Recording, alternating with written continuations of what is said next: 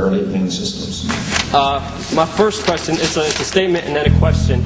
Earlier on this year, you gave a speech to the Senate Foreign Relations Committee where you alluded to the fact that the Bush administration may stage a terrorist attack to justify a military action against Iran. And then in your book, you also acknowledged the fact that a memo was uncovered where Bush and Blair discussed painting a U-2 spy plane in UN colors so Saddam would shoot it down.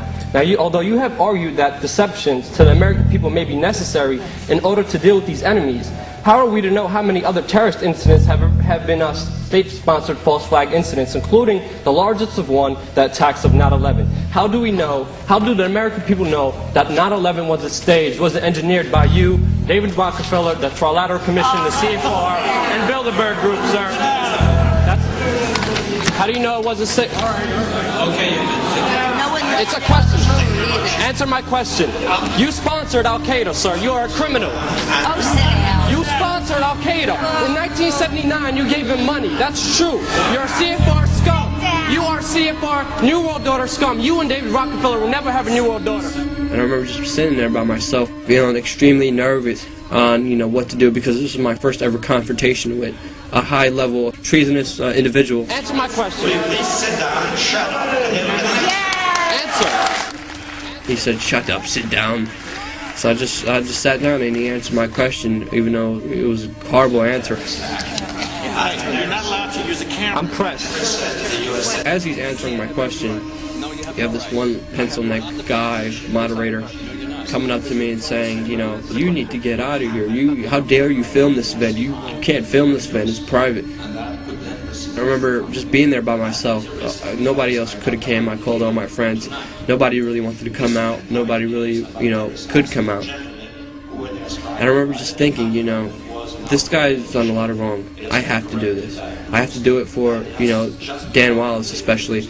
And that was very close to Dan Wallace's death. And I remember just thinking, what happens if I die? I won't have the opportunity or chance to do something like this. Discussions. 9/11 was an inside job, and Brzezinski is responsible for it. 9/11 is an inside job. You are responsible for Brzezinski. You will never get a New World Order. Never. National sovereignty will prevail. The New World Order is going down, sir. You can laugh. Wake up, people. Wake up. Research the New World Order. This is important. Look it up. Investigate it. As I was being dragged out, this one little security lady comes up and she starts screaming, "Take the tape, take the tape." And she hits my camera and she starts to try to rip off the camera from my hand. And I remember the security guards holding me. And I remember I was right by the door. So I decided to lean into the door and I did kind of a spin move. And as I spun, I hit the door wide open. I just started running. I was like, hell no, they're not getting my tape. And I didn't want to look back. I was just terrified, scared, running, because I didn't know what these guys were going to do to me. They ran for about 6 blocks. You just saw Secret Service run after me. They tried to take my tape outside this camcorder. I ran outside the building. Private security guards tried to catch me, but I guess I'm too quick for him, and he couldn't catch me. So I hope you guys enjoy the footage. And yeah, Brzezinski, you got yours. It was a huge victory getting that tape out, getting that information out, getting that reaction out, getting that confrontation out, getting that video out, and it getting hundreds of thousands of hits on YouTube and the whole internet. And it was just a great event knowing that I could affect and tell truth to power.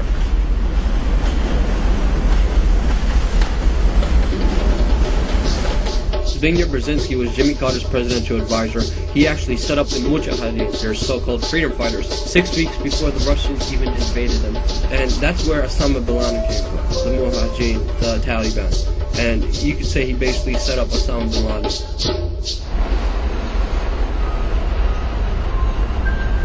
So the towers would have dominated the skyline right around there, right around where you see that gap in between those buildings, between the new Building 7 and the Millennium Hotel, right? It would have dominated the skyline. You would have seen those two towers twice as tall as any of these buildings that you see down here. It's missing 2 of the places where the most successful people in our society got together, used to work every day, where my uncle used to work every day.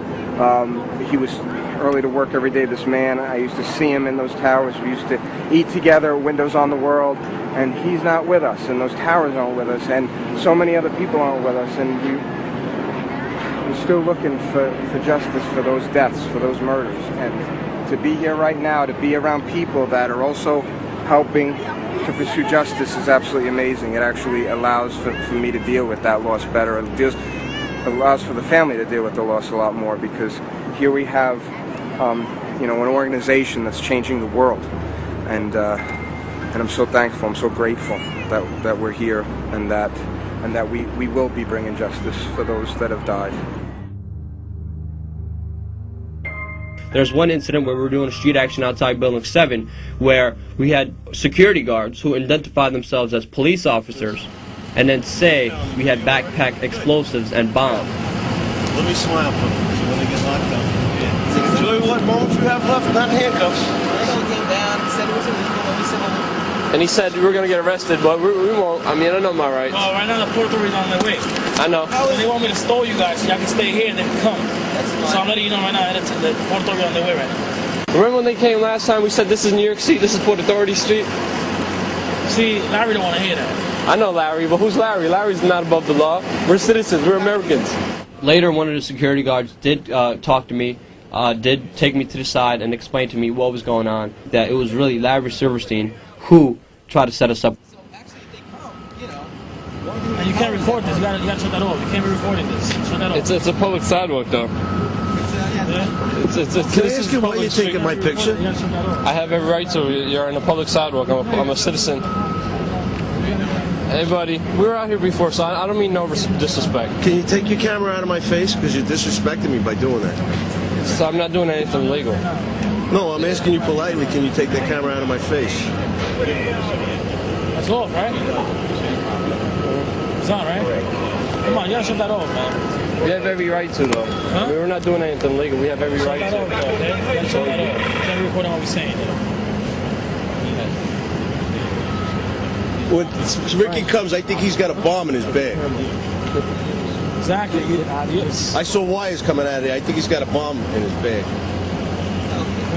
The guy even admitted, I know you're not a terrorist, but I'm going to say you're a terrorist, and you're going to spend 30 days in a hole before they really find out. Terrorist act? I guess they go away for about We're not 30 terrorists. days. We're Americans, sir. We're citizens. Well, you're right. By the time the government figures it out, you'll be in a hole for 30 days. I mean, just understand. Just don't record what he's saying. Don't record what I'm saying. Hey, please, do me that favor. And you still recording me. Come on, We man. have every right to, sir. I'm sorry, but constitutionally, legally, we have every right to. Guess who's going to jail? Guess who's going to jail? As long as he's on here, guess who's going to jail? He's got bombs in the back of his backpack. I think.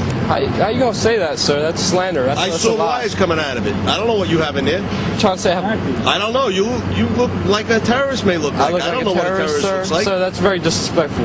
I don't know what a Extremely. terrorist looks like. You may be a terrorist for all I know. How you gonna say that? We're not Because you doing have anything wires illegal. coming out of the backpack. I'm not a terrorist, sir. You made threats, so now I'm concerned. Nobody made a threat. Never made a threat, sir. What you're doing right now is slanderous, and it's liable. Let the judge decide. You have no right to do that. These guys were trying to set us up, and the only thing really protecting me from being set up was a video camera. And with that video camera, I was able to show the world what's really going on and how these guys are so criminal that they're willing to frame activists, people who are willing to stand out there and give flyers and DVDs for free to the people about the truth. They're willing to set us up as terrorists, and they're trying to say we have backpack explosives. That's what the system does. They attack real people who want to affect real change. And for about 30 minutes, these guys were talking about what to do. When we asked them if we could leave, they said, no, we can't leave.